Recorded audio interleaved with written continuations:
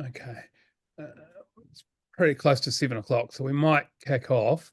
Um, First of all, can I just ask everybody to go onto mute, please, just so we don't hear any background noises? That would be lovely. Thank you. Um, and welcome everybody to our second of these our webinars in the lead up to obviously Iris. And today we are very fortunate to have Chris Saunders here talking. So you won't hear my voice all the time, although I will be asking some questions. So we will get started. First of all, Chris, thank you very much for taking the time to come and talk to us. For those that don't know you, how long have you been a photographer, and where are you based, and what do you primarily shoot? Okay. Well, firstly, thank you for having me. I guess I've been a member with the NZIPP for a few years now after the AIPP obviously went into administration. But what I have been very grateful for is the community and and support and so on that you get from being part of an organisation like this. So I think I'm the lucky one to be invited to come along to things like this. So but yeah, thanks for having me. So yeah, I'm Chris Saunders. I am a landscape, aerial, abstract photographer, I guess, if you can have such a thing. I'm based in Perth in WA, so in a completely different time zone to the majority of you guys. And currently enjoying 28 to 29 degrees over in Perth. So I can tell by Cindy's hat it's a bit different again from what you're experiencing at the moment. But yeah, that's where I live now. Originally, I'm from north of London in the UK, hence the accent, and been living in Perth now for about, I guess, 15, 16 years. How long have I been a photographer? Well, I guess that's a very simple question, but I'm not sure it has a simple answer. And I suppose I've been taking photos since I was at school, which is a very long time ago now, about 40 years ago, and used to hang out in the dark room at school, and then I forgot about photography, and pretty much didn't really pick up a camera again until my daughter was born. And then I just bought a camera and started taking pictures of her. So that was about 13 years ago. And I soon discovered that being a introvert, taking portraits of people isn't exactly the best pastime. So I found I was quite good at sitting and listening to the landscape talk to me, and I didn't really have to ask it questions. And so I started taking my camera out and taking pictures of landscapes, and did a few workshops. Someone said, do you want to, you should think about joining someone like the AIPP. They'll help nurture you and grow, and you'll meet some like-minded people. So that I did that in 2017. I joined, I think, or 2016, and then in 2018, I was very lucky to win the Australian Professional Photographer of the Year with the AIPP on my first time of entry, and that was very scary. And to be on stage surrounded by your heroes and people that you admire and look up to, I found very, very daunting. And it probably took me about a year or two after that before I would, if someone said, that I would recognize that I was a photographer, I think. So that took some time, even after that accolade, to go, oh yeah, perhaps I can call myself a photographer, sort of thing. So and that journey still continues. I guess the natural progression from photographer is artist, and I'm not sure I'm quite prepared to call myself an artist yet, but hopefully I'll get there sooner rather than later. But no rush. So long-winded answer to a very simple question, but I think that covered the basics. Yeah, did indeed. I'd definitely call you an artist. Maybe I don't know if I'm allowed to say maybe a piss artist. I don't know, but anyway. So what's your motivation for entering images into awards like Iris? Um, there's multiple reasons, I would say. The main one is self-improvement. Absolutely self-improvement, and pushing myself to do better each time I each time I enter. It certainly isn't to win. I think anyone who enters with a view to even, of getting golds or winning, big prizes, that very much does come down to a good sprinkling of luck on top of what you're doing. So I think you have to be producing at a certain level to be in the mix, but then to come away with a prize, that really shouldn't be a reason for entering. I think you'd be better off buying a lottery ticket, I think, and stand more chance that way. But self-improvement mostly. The quality of the judging is exceptional, and the feedback that you get on the images. And I think the fact that your images are being, critiqued and put on display and being judged by the very best in the industry, and really make sure that you're putting your best work out there, sort of thing. And it doesn't have to be. That's been a journey for me to get to that position. But everyone has to start somewhere, and it really should be just by asking yourself, can I make this image just a little bit better, or what can I do to improve that myself? And that process takes quite some time for me to go through. It's not like the images just jump out the camera and onto a piece of paper and onto a wall at the Iris Awards. It's quite a learning journey for me with every image to get it to where it is. But I do know that it's the best that I could do, and what I put forward is the best of my work that I'm able to enter, sort of thing. So that's the main reason why I enter. Cool. Thank you. So what was it like? I mean, you said that you won Australian Photographer of the Year the first time you entered the Australian AIPA, is it? What was it? AIPP, AIPP, yeah, the APAS. yeah. So you won it the first time you entered that, which is pretty incredible.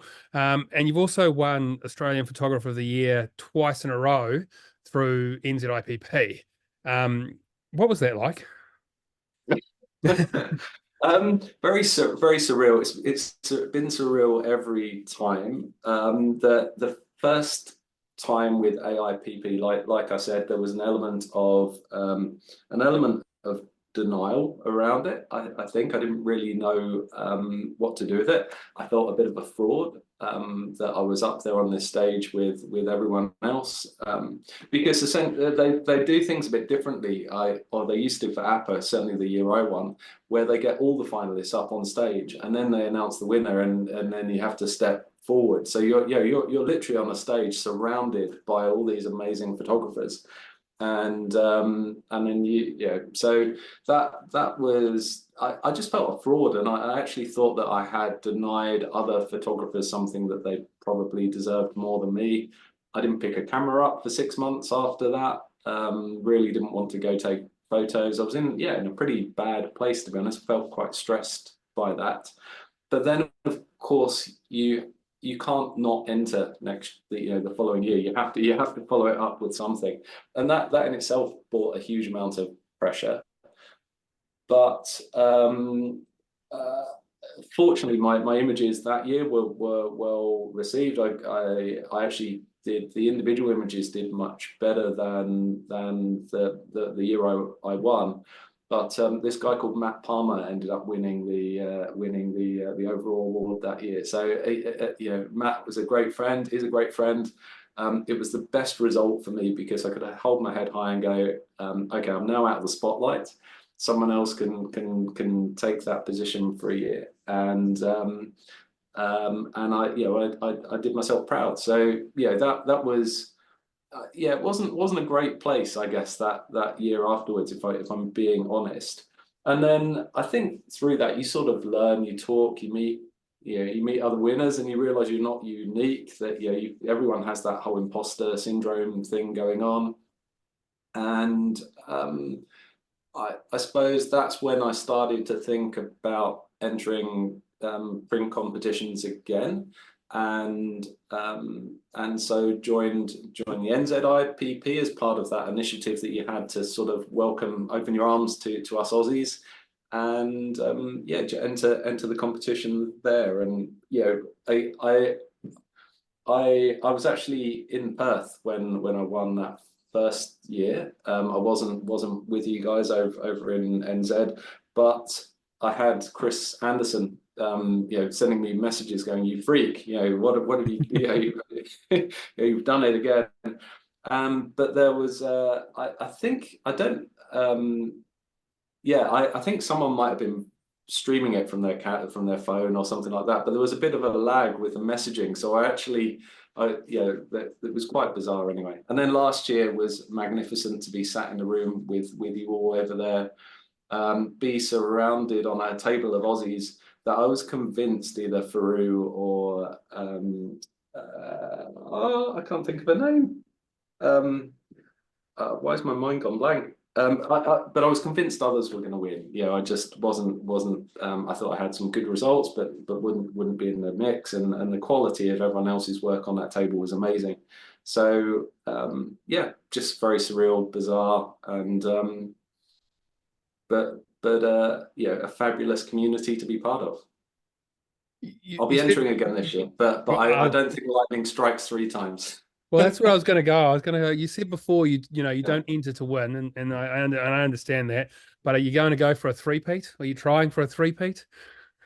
I don't know. Is it like the World Cup? Do you get to keep the trophy afterwards if you do? But no, look, I certainly will be entering. But like I say, that there's 2 reasons for doing it. One is I can't not enter.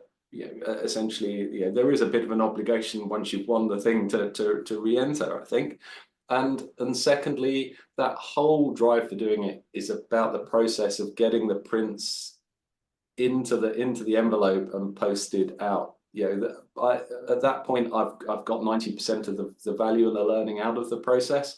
Then there's the feedback from the judges and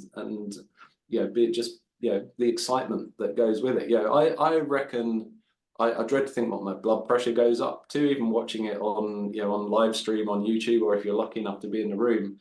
But my pulse must go. I think I looked at my watch for my pulse reading just for the live judging, and it was through the roof. So yeah, definitely, you're definitely invested in it, sort of thing.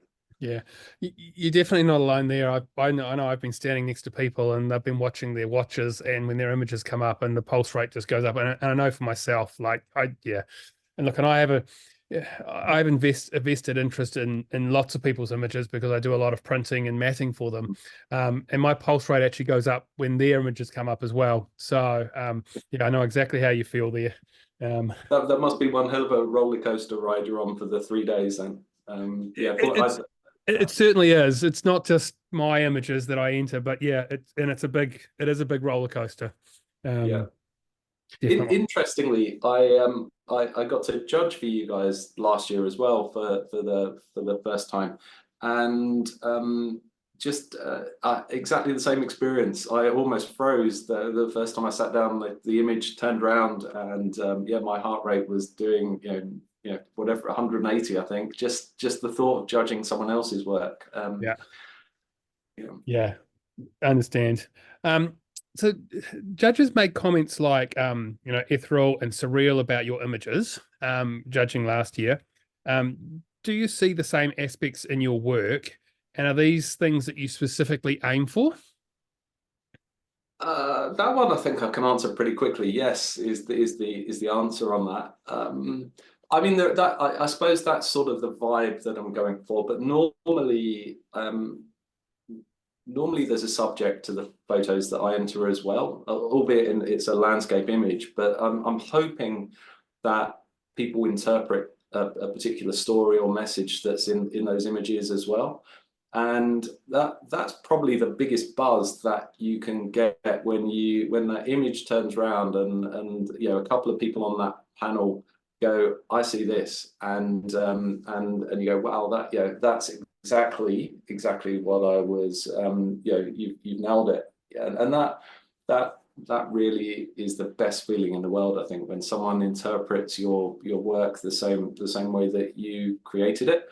I won't lie though, sometimes I've had judges where they interpret it completely differently and go off on some massive tangent, and it does very well because of that.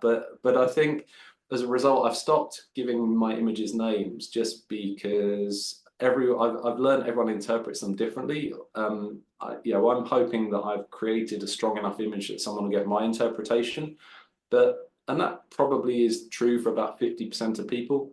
But for others, they find genuinely, most people find their own interpretation. Yeah, cool.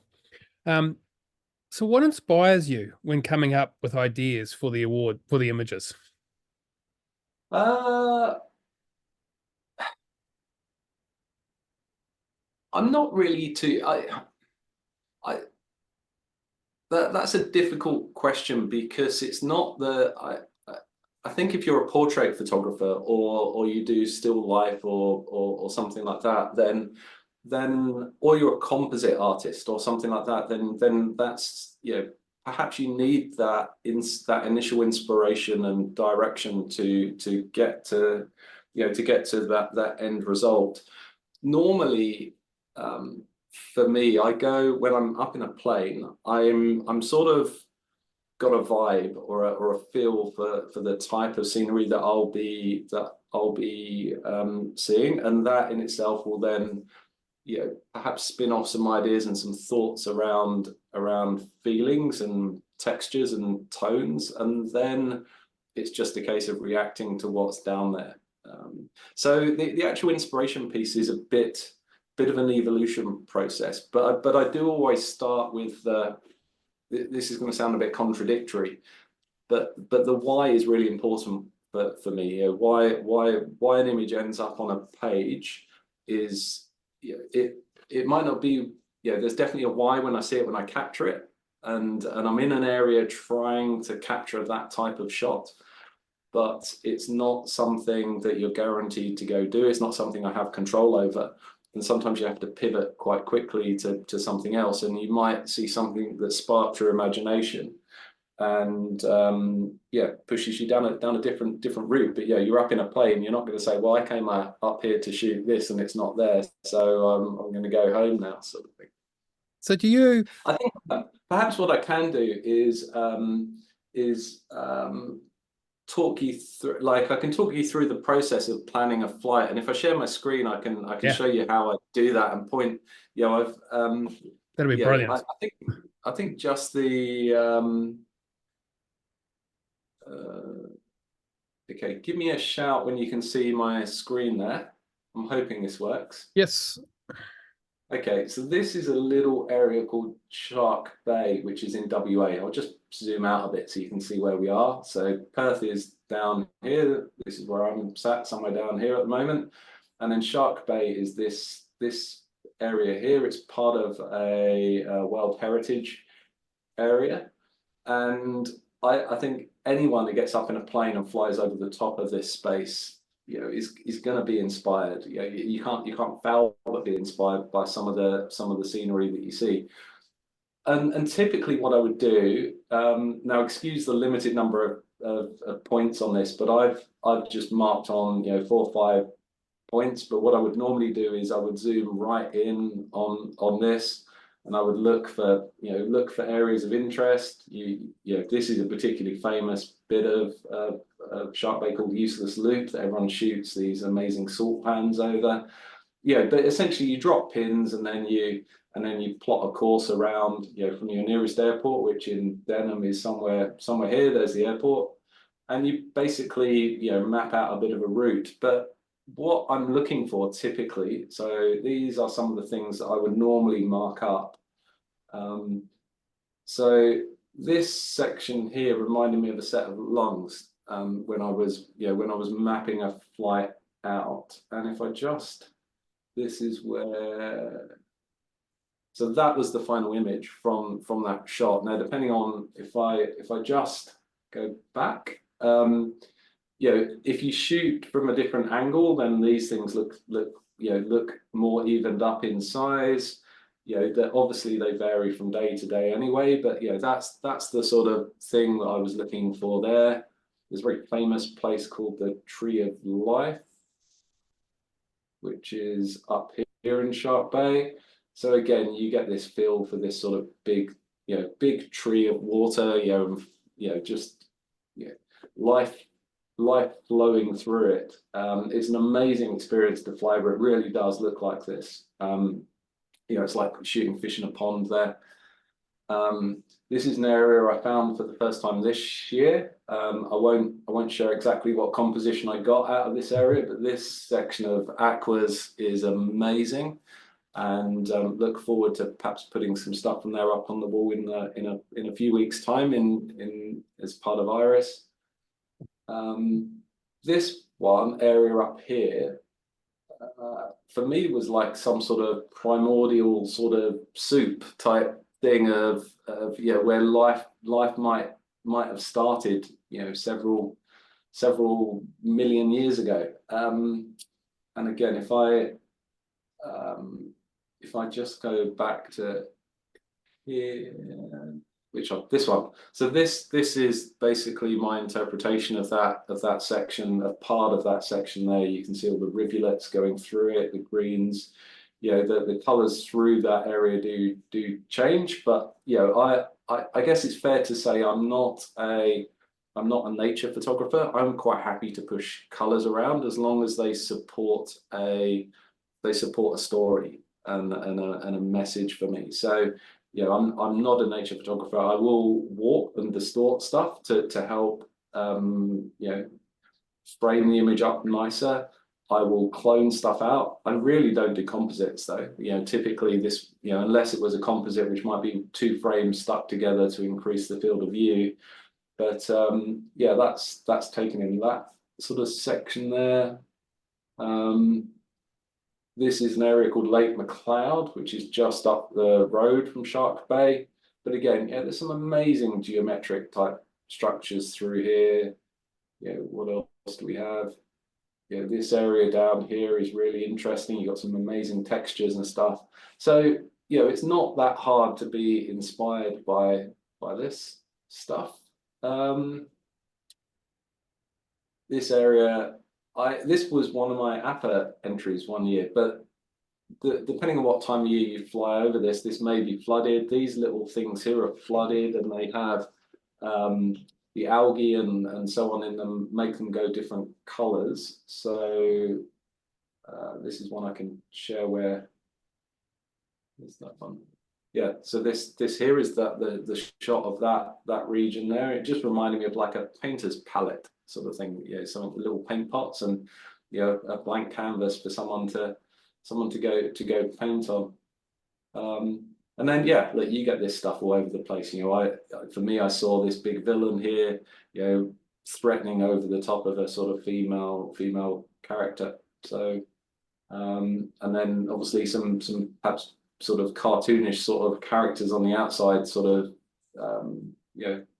staring in. So that's perhaps an insight into my weird head. This is an area I didn't get to shoot this year, but instantly when I look at this, I see a skull. There's some teeth there. There's a couple of eyes. And so it doesn't take much to get inspired, I don't think, when you fly over some of these areas and do the research and put the plane in the right spot. But I got up there. This didn't look like this on the day. I got a shot from somewhere about 200 meters further down that I'm pretty happy with. And that's what I mean. You have to pivot a bit and look for opportunities where they are. So I don't know if that sort of helps explain a bit for you. It certainly does. There's a question in the chat here, and I know you've probably answered it, but I'll ask it here. Are you flying in an airplane when you're taking these shots, or are you using drones?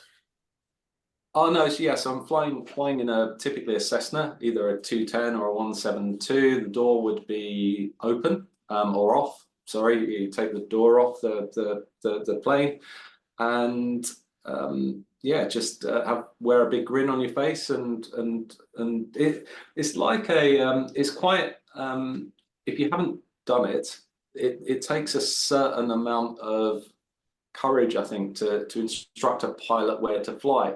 And that's something that I went on a workshop actually with this guy called Tony Hewitt. I don't know if you've heard of him.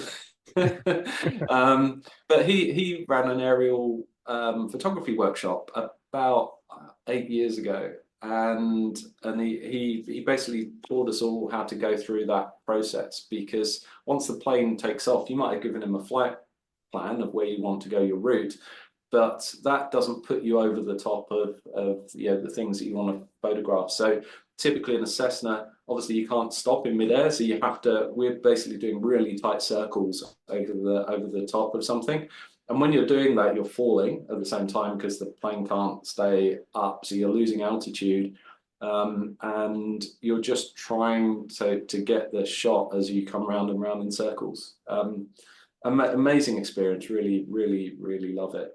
So yeah, I use airplanes. I shoot with medium format as well. So I use a Phase IQ 4150, so you can really pull the details out of those phase files and print them 60 inches plus sort of thing.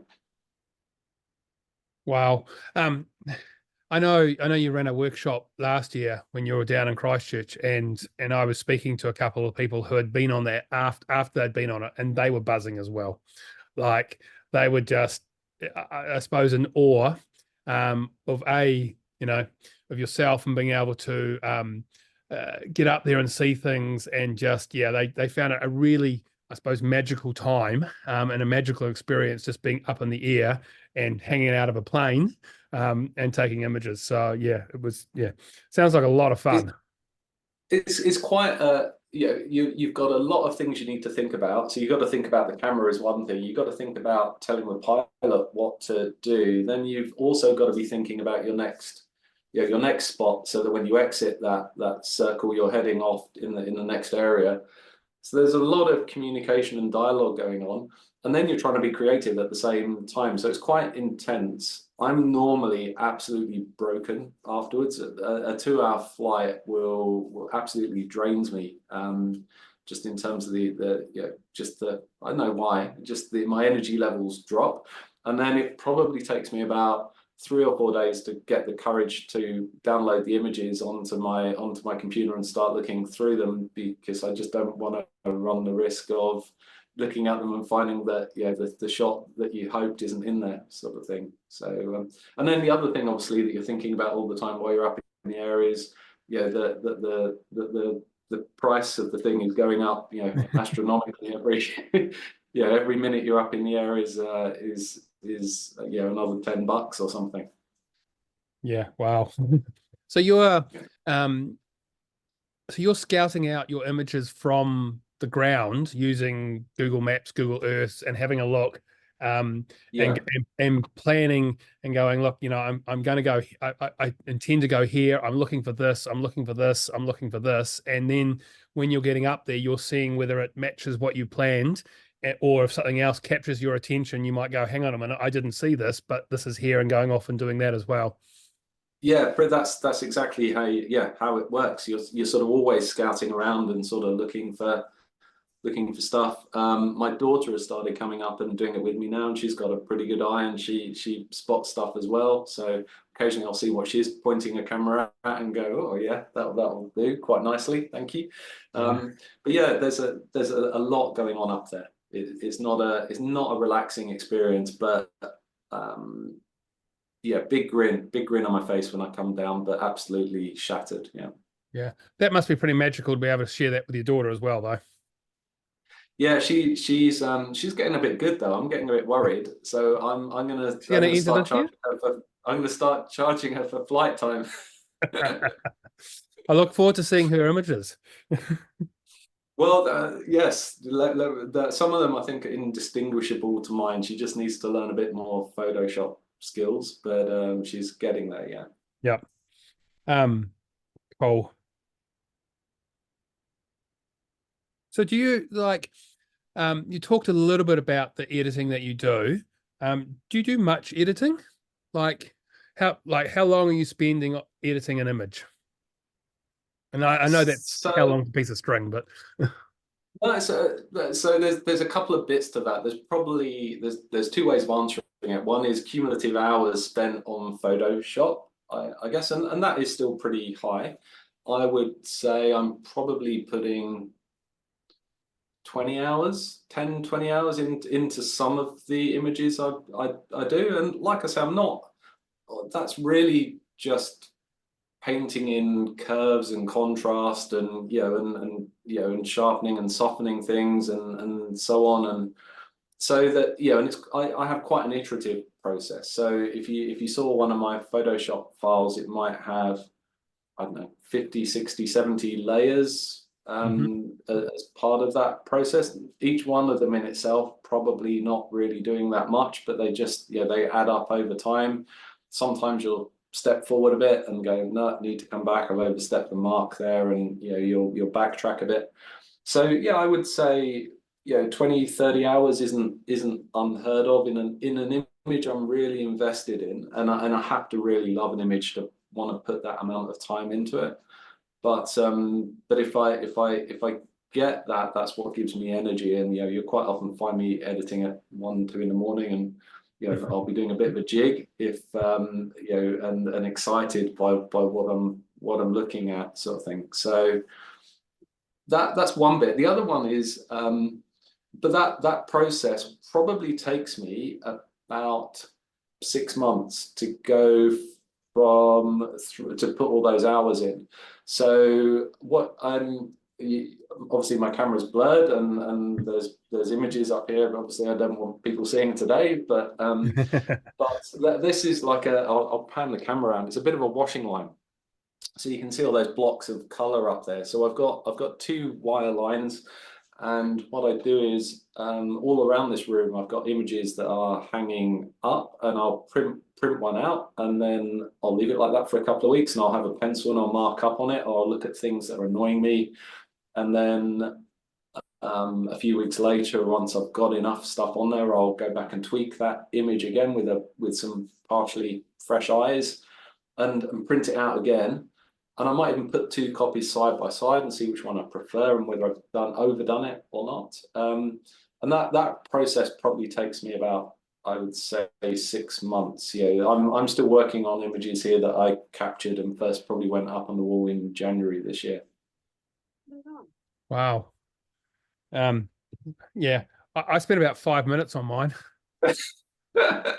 Well, and I guess that look, I've got friends who can't stand Photoshop, don't enjoy that process. For me, I almost feel robbed if I don't get to spend that amount of time on an image after I've captured it. I get a bit of a sense of disappointment, to be honest. There's this yeah. So look, I do a lot of stuff in Photoshop for sure, but it's all pretty basic stuff. I'm not a Photoshop expert. I'm not someone who could, if you ask me to do a composite, it would look awful. I can see Doug there on the screen. His work is of exceptional quality. But it would look like a 5-year-old had cut it out and stuck it down with sellotape if I did that sort of thing. So yeah. You said before that you print you do your own printing? I do. So a big 44-inch Canon printer is what I use. So yeah, for me the print I think I take photos to fuel my printing habit, to be honest. I really, really love printing. There's a few reasons for that. I think there's a permanence to a print that you don't get from having something digital. And I guess we have a bit of a culture of just swiping through images on screens. But when you give someone a print, and particularly something like the Iris Awards, you know that you've got someone's attention for a period of time, and they're really going to soak that in and enjoy it, and you know, and spend time with it and work out whether they really like it or not sort of just a, you know, a flick on a page. So that's one reason. The other reason is it allows me to put them up on the wall and improve them. I would say that the two biggest things that have improved my photography over the last, you know, 5-6 years have been printing and printing for competitions. Basically, that, you know, that to put something on a bit of paper, you know, it exposes all sorts of flaws, especially when you're printing at 44-inch. You know, a little tiny flick or fleck of something, or an area that's not quite in focus, you know, it's really gonna stand out. So yeah, I love printing, and it pushes me to get the best out of my images, I think. Yeah, I hear you there. I love printing too. I personally, I don't. This is just me. I don't deem an image to be completed until I've actually printed it. I can see it on the wall or wherever it actually happens to be. I too have a 44-inch printer, and I spend probably about 3 days a week printing. Not all my images though, unfortunately. Yeah. But yeah.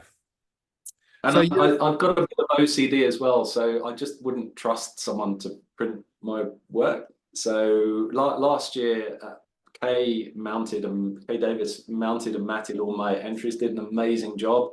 But I sent her all the prints to to work on, sort of thing. yeah. Like I said before, you know, I'm invested in other people's images. If I happen to print somebody else's image, right, Mm. you know, I get a great relief when the judges comment on the prints and go, oh, it's, you know, it's good printing or whatever it happens to be, right paper choices and those types of things. That I dread when the judges say the opposite. Not that it's happened, right? Yeah.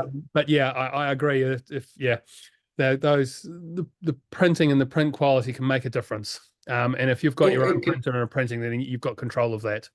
yeah, Um, so I would, you know, some of my images I would print on 3 or 4 different stocks of paper just to get the one that's right for that image. And the one that's right for that image is not necessarily right for that image at a bigger or smaller size. You know, the tooth and the texture in the paper, you know, can really elevate an image. Or as you say, conversely, if you get it wrong, it can can go very badly the other way. But yeah, that's one of the other reasons I really love the Iris Awards, is that focus on print and the fact that it's not digital, because I am editing from the outset. All my color space is set up for print. It's not for digital images, and I think that tells, you know, if I look at pictures on a screen, they look good, but they really come alive when they get printed. So Brilliant. Um, so what do you think makes your images stand out and do so well in the awards? Um, are there any key things that, you know, you think of an image has to have in order to score or do well? Yeah. okay, so I'm not really sure why my images do well. I guess you'd have to ask the judges, but I I think for me, when I'm judging an image, the first thing that I look at is the attention to detail. You know, there has to be a hygienic level of quality to the print. So for me, that's sort of the starting point that gets gets you an entry, and it, yeah, because I think sometimes images can turn around and you go, oh wow, that's got that impact factor, and then you walk up to the print and you go, that's not been printed well, or it's a bit blurred, or it's not sharp in the right places, or the shadows are blocked up, all those sorts of things, and that personally for me distracts me to a point that I then can't start to enjoy the rest of the image. Now, I know that's my perspective. I also get, there are other judges that see things differently, and they're like, no, that shouldn't get in the way. It's still an incredible story that's there, and you need to be able to get past that. But for me, that's a bit of a barrier, and I struggle with it. So certainly if I find a flaw in one of my photos after it's been entered, because again, you see them on the wall, it's like, I've just spotted that. Yeah. then my stomach sinks. So I do spend a lot of time perfecting them, and so I guess that's one reason. The other bit that I think you need to get a really high scoring image is some emotive. You need to be able to, have some sort of emotive response out of someone, and typically you get that by having a narrative or a story or something in the image that someone can take away. So then it's not just a postcard shot. It's something that has instilled a reaction in someone, and if you can do that, then that takes you up the ladder again, I think, in terms of scoring range. The last bit then, I think, is around longevity of images. So when a judge sees an image for the first time and there's that wow factor, the typically you're looking either for that to build or at least stay put but not fall away. And I think one of the benefits of printing my work out and living with it on my wall is, my last thing that came off the printer is always my best image, at least for the first few hours. and then you soon work out which ones have longevity and which ones, and if I've got something on my wall and 6 months later I'm still excited by it, then I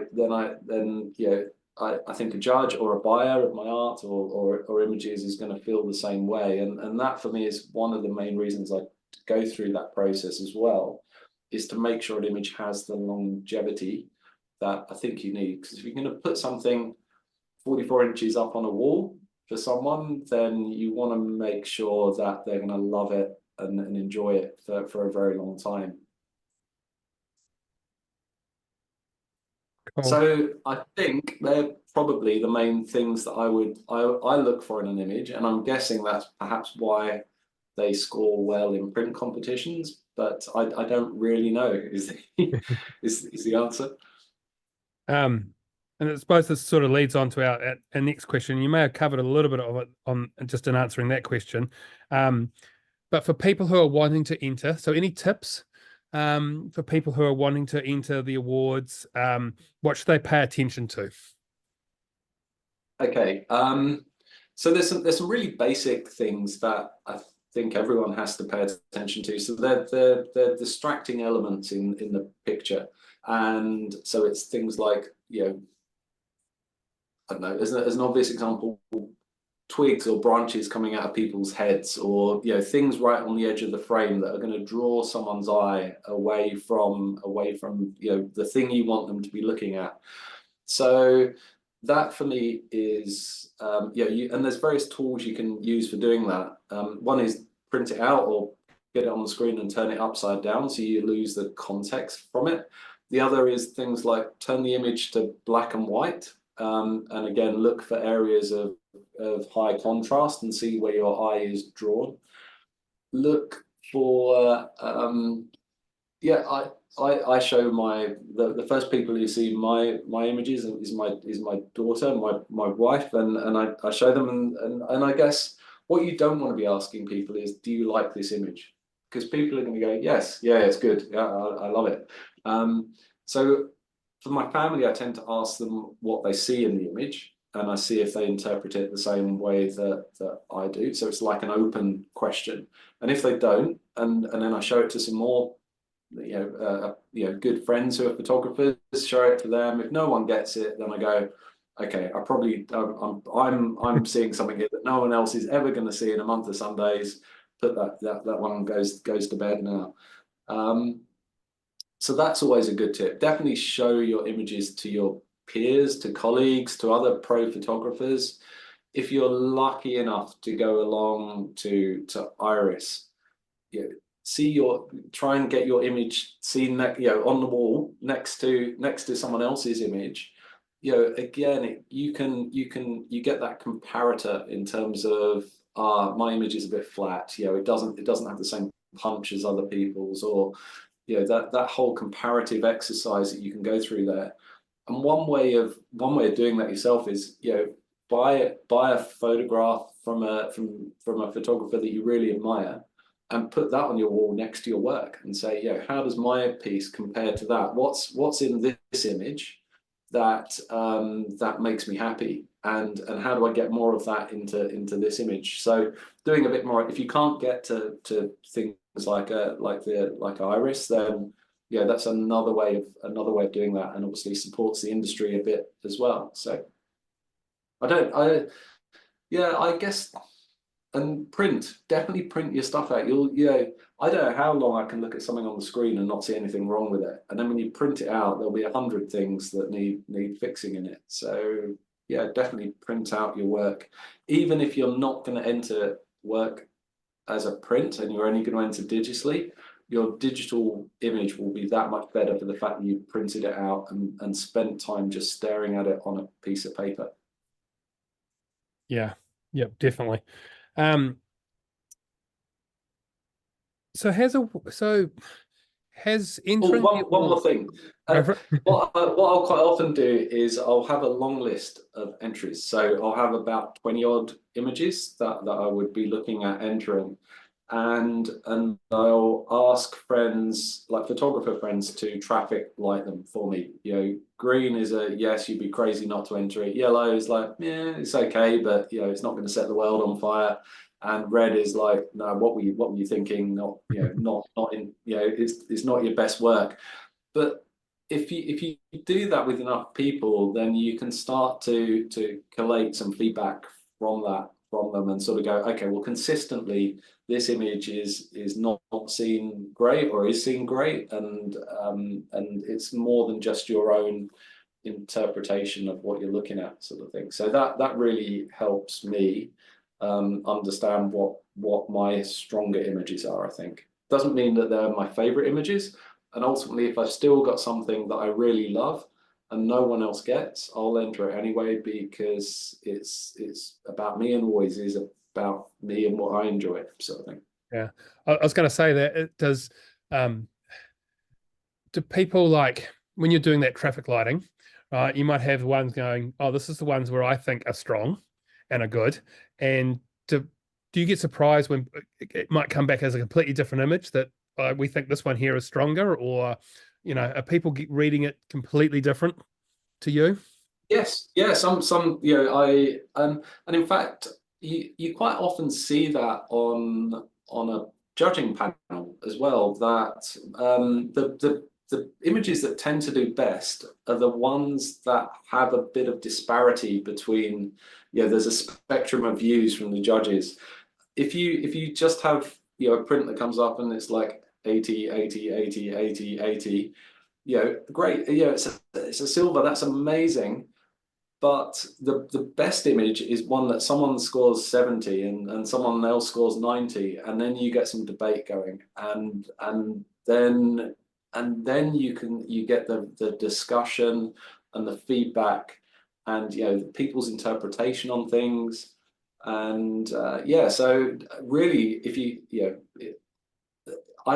the fact that someone might give it a green and someone might give it a red, for me, that's actually a positive, not necessarily a negative in the scoring. If everyone gives an image red, then you go, okay, well, yeah, I'm making stuff up here, but yeah.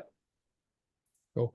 So, like with all these awards and things like that, entering the awards, and has that and the awards that you've won, has that changed the way you shoot? Does it change the way you go about creating your images? And lastly, on that, in that vein, has it affected you as a photographer and your business? So in terms of how I shoot, I don't think it has changed that. I sort of hinted at it earlier. It's always been about something I love and makes me happy. And if I can produce stuff that people also get enjoyment from, then that's always been a bonus for me. Photography for me isn't how I derive the majority of my income. I'm an engineer by day, and that essentially pays my mortgage and allows me not to have to worry about whether a client will or won't like an image. But fortunately, certainly at the moment, that there's a number of people who do like the work that I'm doing. So, but that's not really, if it doesn't make me happy, I'm not going to sit and spend 40 hours working on an image if it doesn't make my heart sing, sort of thing. So it probably doesn't change that. It does change the amount of effort I put in, because as I was saying, there's that fact that you're putting your work in front of the best people in the industry. You want to represent yourself in the best light possible. So that does mean that the images that do make it into my into the Iris Awards, for example, they have had extra detail and attention paid to them to get them past that sort of 80-20 point. Then they get the final polish and the repolish and the final version, final version, so on. So it changes the level of effort I put in, but not by much. I'm still the bulk of the work has gone in there. In terms of what it's meant for me as a photographer and my business as a photographer, I guess as a landscape photographer, I'm basically selling images through galleries and things like that. So being able to call yourself Australian Professional Photographer of the Year does mean that people will take my phone calls or are prepared to take a punt on me in a gallery. Essentially, when you're hiring a gallery space, although you're paying for the space, that's not how they make their income. They need to sell your work as well. So that's probably one area where it helps. But that's probably my answer, I guess. Brilliant. Well, let's come to the end of the questions that I've had here, or the questions we had sent through. We've got a few more minutes left. If anybody has any questions they'd like to ask Chris, feel free to put them into the chat, and we'll see what we can get there.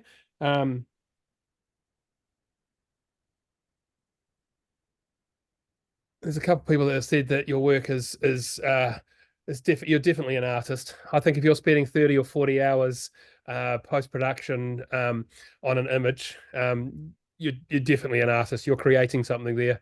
The dedication there is amazing, I think. Yes, there will be a recording made, and we will send a link out for the people that came in late. I even just admitted somebody into from the waiting room just before. So yes, it may take a couple of days for me to get that up, and we'll let everyone know where it is. But definitely there is a recording. Cool. Well, if there's no questions, then Chris, thank you very much for your time. I'm not a landscape photographer. I'm a nature photographer. But I loved it. It was really amazing to see, I think, the planning that you go through your images and scouting out the areas. And then I think the dedication you've got to spend 30 or 40 hours, working away on an image and printing it and then reprinting it and then printing it again. I think you use a similar filing system as that I've got, with final image and then final and then final. And yeah, you've got final, and it just goes on and on and on. But I understand that, and that iteration of just trying to improve and look for things that are flaws and just, ever improving and trying to do better. And I think is incredible. So yeah, thank you very much for your time. I look forward to seeing your images this year. I wish your background wasn't blurred out and we got a sneak peek of them. But yeah, we'll be watching with keen eyes come July, end of July, beginning of August, to see what you've created for this year. I'm sure it's going to be amazing. And thank you very much. Well, thank you for having me, and yeah, hopefully everyone gets their images in and puts their best forward, and the judges will reward it for everyone. So yeah. Thank you for having me. Been brilliant. Brilliant. No worries. Thank you. Thank you, everybody. Now, Cindy, who have we got up next for the, is it Kelly Brown on Tuesday? Tuesday at 1 o'clock New Zealand time. Yep. So the next one in our series of webinars, Kelly Brown, Tuesday, 1 p.m. New Zealand time, for all you baby photographers or newborn photographers, completely out of my comfort zone of people. Yeah, even landscapes is probably out of my comfort zones, but I think that'll be an interesting next interesting webinar. So yeah, if you can join us, please do. And once again, thank you, Chris, for your time. This was amazing, and yeah, I really do look forward to. I can't wait to actually see your images. Thank you. And sorry, one last thing. Be courageous. Whatever you're going to enter, but you're not going to, entering what everyone entered last year isn't gonna, you're just going to be an also ran. Enter you, put you down on a page or on a screen and enter that, and best of luck to everyone. Yeah, brilliant. Thank you very much. Bye, See you, everybody.